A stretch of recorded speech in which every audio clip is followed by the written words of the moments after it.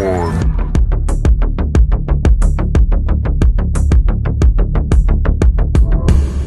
you doing, guys? It's your boy Nando, and this is the Pound for Pound Boxing Show in association with Seconds Out Coffee.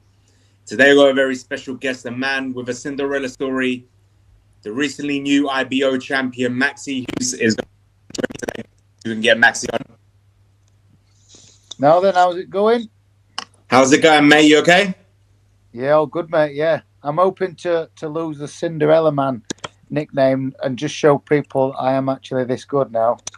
You've proven that it's not just a Cinderella story, that you are good enough to be in the division as well. What homecoming you're going to get now on March 26th?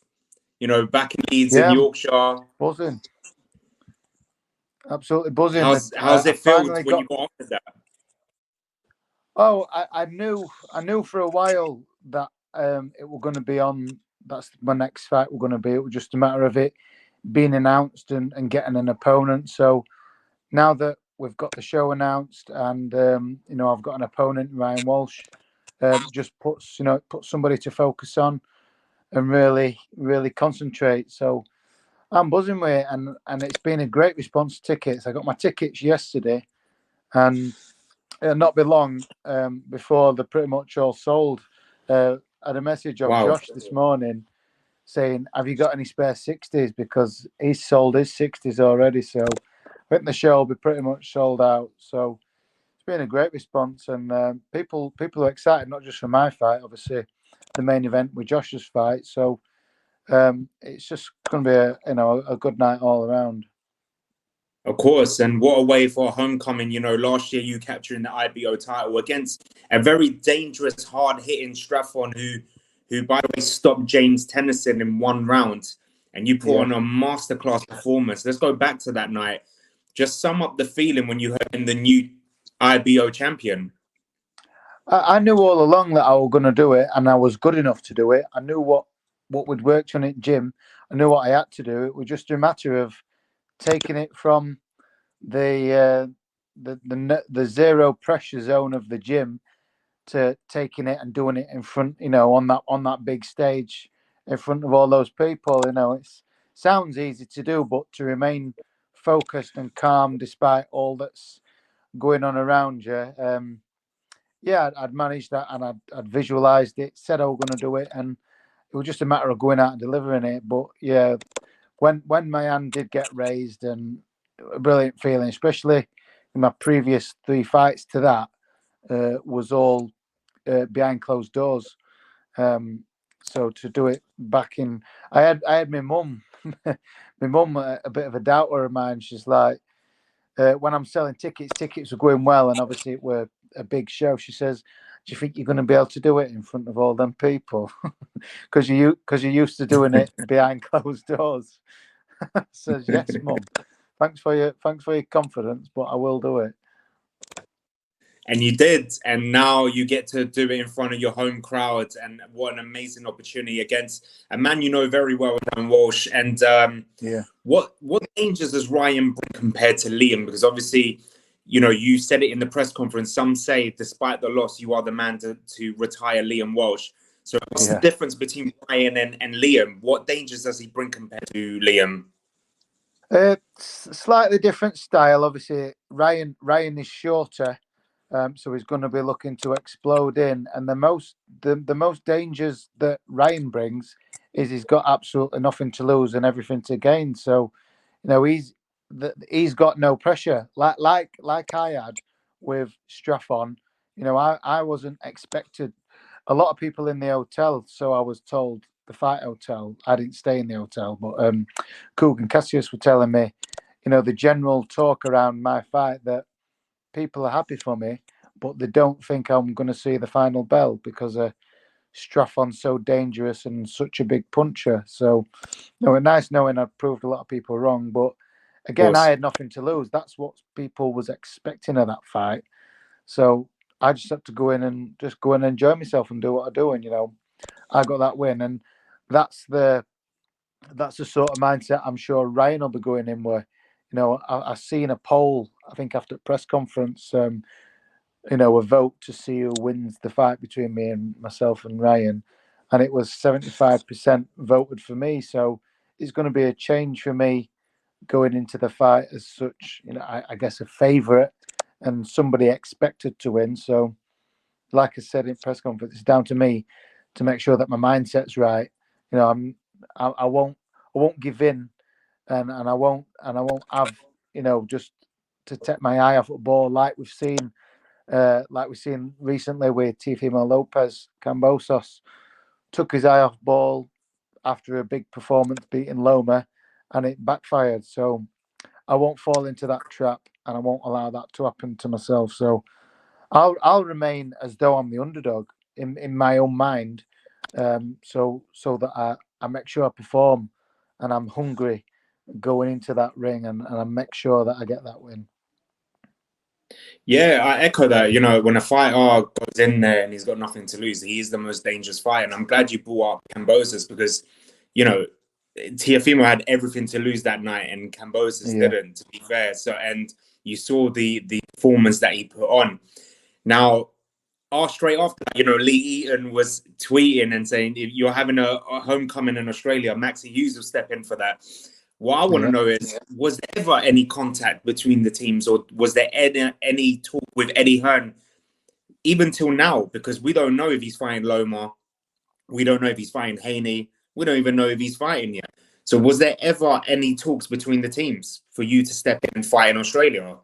I'm not sure, to be honest. I know obviously Lee's tweeted it. I don't know if it's gone any further, but yeah, you know, still, if he, obviously time's ticking away, and you know, I'm only 7 weeks away from my fight with Walsh, which I've got my eye on, which is my sole focus.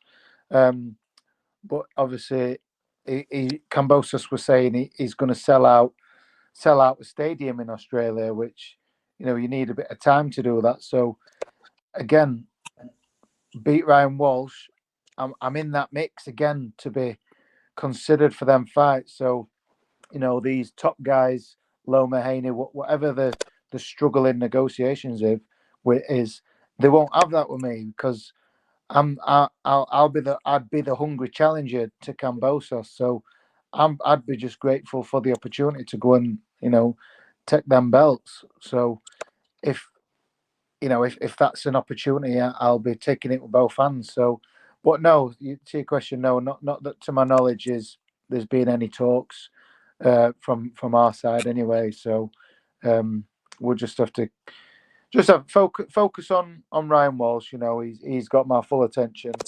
But it's down to my team to sort that out. Me and Sean and Jim just concentrate on the job in hand.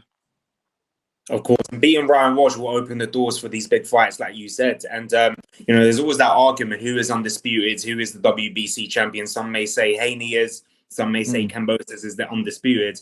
But a fight with Kambosas with yourself makes sense because you got a belt that he does need. As much as he doesn't admit that, you have a belt that he needs. To be undisputed, you need the IBO as well. That's in my eyes as well, and a lot of boxing fans' eyes as well. So that would be... Hopefully his team tell him that as well.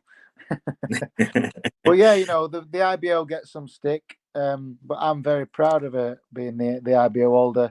It's a key. You look at the names that's held it. For one, Floyd Mayweather's had it. Manny Pacquiao's had it.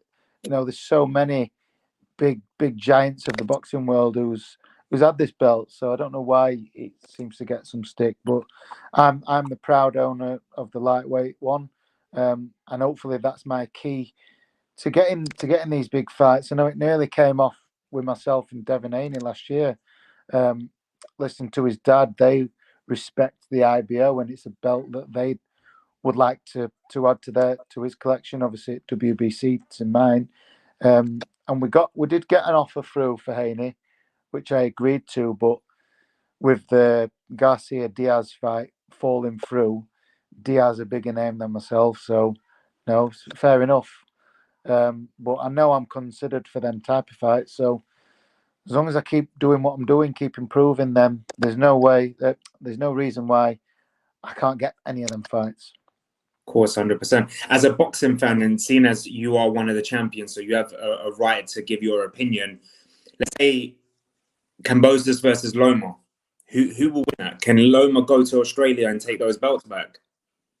Yeah, I think he can. Yeah, I think it'd be a tough fight. Obviously, like I've known through myself. Once once you get a win, once you get on a good winning streak, obviously Kambosas hasn't lost, but his momentous win against Lopez, I'm sure in his mindset he can't see anybody beating him. So, that might have helped him step up levels. But yeah, real tough fight. I'm sure Loma's got the ability to do it, but like we saw when he boxed Lopez, he seemed to have a real slow start and gave away some rounds. And in Australia against the Australian champion, he can't afford to do that. So yeah, very, very good, close, interesting fight as a fan, and I'd like to see it. Same with the Devin Haney fight.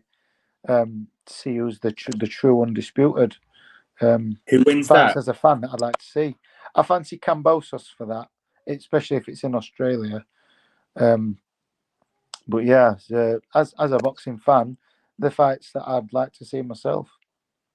Of course, and hopefully you be in that mix as well, and that'll be amazing. Whether it's in Australia or in the UK. Yeah, that's it. And I like boxing abroad. I've only got to do it once in my career, fighting in Dubai. But America or Australia is a place that I'd like to visit. So, send me the contract, send me the offer. Road trip. Yeah. Away day. We all like an away day. That's it. Maxi, before I let you go, do you have a message for those fans that bought all your tickets, are expecting more, and tune in on the zone that night as well? Yeah, just a massive thank you, especially to how quick people are to be scrambling around to come and meet me and get the tickets, bank transferring money and arranging. Truly appreciate all your support and all your nice messages. And for everyone who's going to tune in, won't let you down. I'm training hard, I'm working hard, and I'll deliver another good, solid win. And then we move on. Brilliant. Maxi, I want to say first, thank you for taking your time to speak to me today. It's actually absolute honor to speak to you. And I'll see you that night as well. I'll be ringside watching, and good luck. Thank you, mate. Thanks for having me on. Take care. Cheers, pal. Bye.